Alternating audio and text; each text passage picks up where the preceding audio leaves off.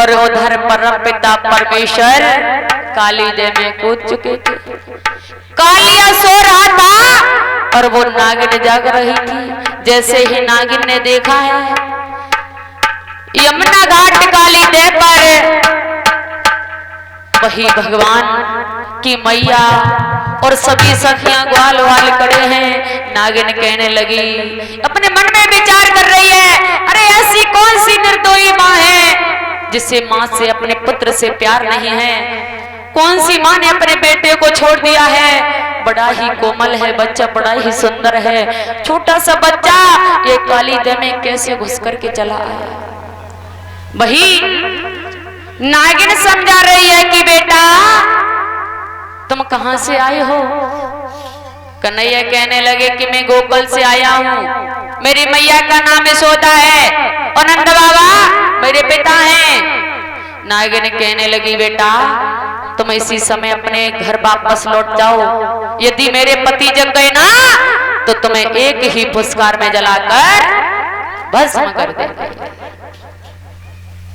बताया जाता है कि जो कालिया था वो उस जगह पर ही जाकर क्यों निवास करने लगा? उस यमुना में काली देव पर महाराज क्यों रह रहा था? क्योंकि भगवान परमपिता को भी उसका उद्धार करना था। अब देखते हैं आध्यात्मिक की तरफ कि कश्यप ऋषि की दो पत्नियां थी, दिति और अदिति। बताते हैं कि दिति और अदिति दोनों सोते सोते थीं और अदिति के गर्भ से वरुण देवताओं का जन्म हुआ था, यानी देवताओं का। इधर दिति के गर्भ से राक्षस योनि सर्पों का जन्म हुआ था। एक बार बताया जाता है कि दिति और अदिति में शर्त रखी गई थी महाराज, शर्त ध्यान से सुनना।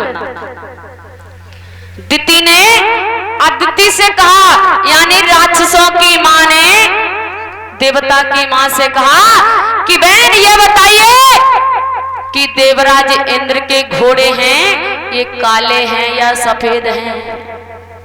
लेकिन उस दिति ने एक शर्त और रखी थी कि बहना यदि तू सच सच बता देगी तो मैं तेरी दासी बनकर रहूंगी, यदि तूने सच नहीं बता पाया तो तू अदिति मेरी दासी बनकर रहेगी।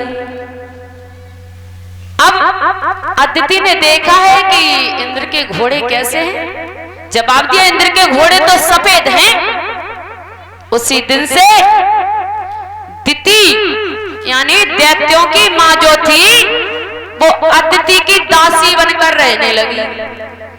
जब ये दृश्य सर्पों ने देखा, दैत्यों ने देखा कि मेरी मां यानी दोनों रानियां हैं लेकिन हम राक्षसों की मां देवता की मां की दासी बनकर क्यों रह रही है?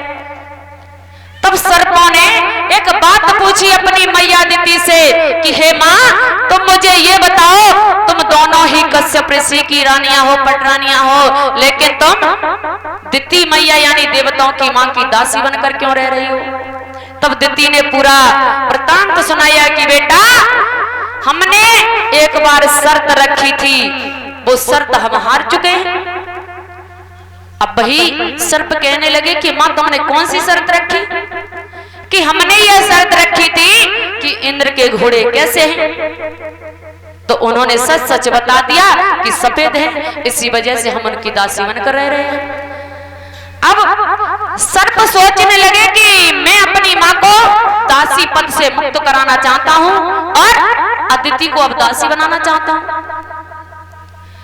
वही सर्प जाकर के बताया जाता है कि देवराज इंद्र के घोड़ों पर लिपट गए, जिससे देवराज इंद्र के घोड़ों का रंग काला नजर आने लगा।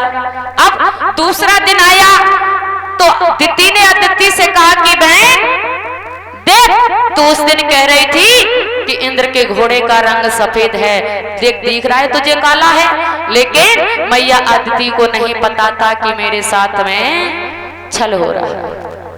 अब वही अदिति अब दिति की दासी बनकर रहने लगी।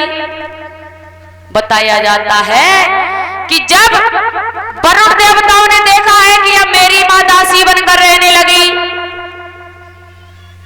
मैया ने पूरा वृतांत सुनाया कि बेटा हम इस तरीका से शर्त हार चुके हैं और हम दासी बनकर रह रहे हैं।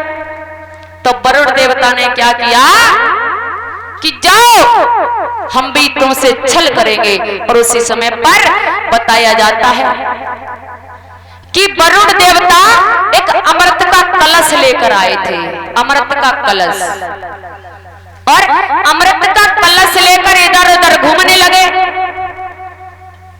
उसी समय पर वही सर्पों ने कहा कि भैया वरुण आप हमें भी इस अमृत को पिला दीजिए। तो वरुण देवता ने कहा कि अमृत तो पिला देंगे, लेकिन तुम्हें इस कुंड में स्नान करना पड़ेगा। और बताया जाता है कि जिस समय पर सर्प स्नान करने के लिए गए, इधर सर्प तो स्नान करने के लिए गए, और उसी जगह पर वरुण देवता ने घास पर रख दिया था अमृत कलश को, जिसे दाब घास बोलते हैं महाराज। और जब वो सर्प उसमें से स्नान करके निकले तो वरुण देवता वो उस कलश को उठाकर जो 100 वर्ष ऋषि तपस्या कर रहे थे यमुना के किनारे, उसी वृक्ष पर लेकर बैठ गए थे, जिससे वो वृक्ष भी अमर हो गया था जहां कालिया नाग रहता था।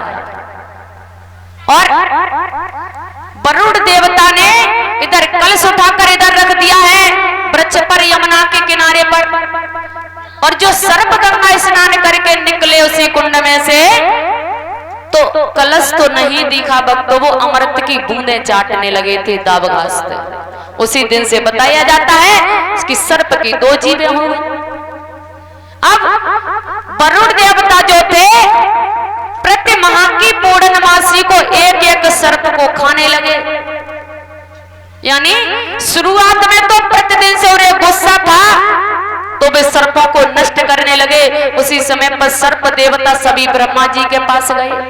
ब्रह्मा जी ने कहा कि हम नियम बांध देंगे और वो तुम्हें प्रतिदिन नहीं खाएंगे, तुम स्वयं प्रत्येक माह की पूर्णमासी को वरुण देवता के पास चले जाया करना। तो प्रत्येक पूर्णमासी को हर एक सर्प वरुण देवता के पास पहुंच जाया करता था महाराज। लेकिन ये कालिया नहीं गया था, जो काली देह में निवास कर रहा था। इसका भी उद्धार होना था प्रभु के हाथों से। जब ये कालिया नहीं गया था तो ब्रह्मा जी से जाकर के ये फिर विनय करने लगा कि प्रभु मैं मरना नहीं चाहता, मुझे कोई ऐसा स्थान बता दीजिए जहां पर मैं बच सकूं, वो वरुण देवता ना जा सके। अब जिस जगह पर वो कालिया रहता था उस जगह पर वरुण देवता को श्राप लगा हुआ था जाने का। वो कैसे?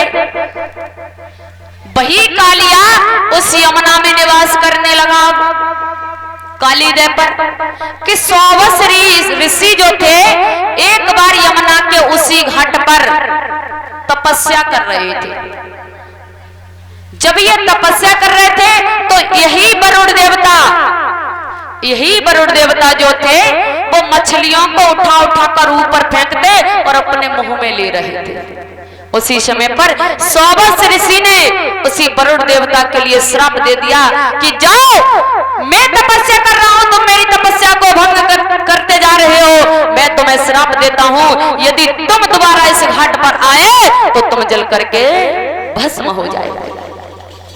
उसी समय पर वो वरुण देवता उस स्थान पर नहीं गए थे, क्योंकि वरुण देवता को श्राप लगा हुआ था और कालिया नाग जो था उसी काली देह में निवास कर रहा है। और जहां तक बताते हैं कि उस काली देह का जल और वायु इतनी दूषित थी, इतनी जहरीली थी कि यदि पक्षी भी उसमें पार होकर चला जाता था वो जल करके भस्म हो जाता था। उसी यमुना के किनारे एक पेड़ खड़ा हुआ था, लेकिन वो हरा भरा था। वो हरा भरा इसी वजह से था कि वरुण देवता उस पर अमृत का कलश लेकर बैठे थे। बोलिए वृंदावन बिहारी लाल की। ये विषय समझ में किस किस को आया? पिता तुल्य बुजुर्ग बताएंगे समझ में आया या नहीं आया? वैसे तो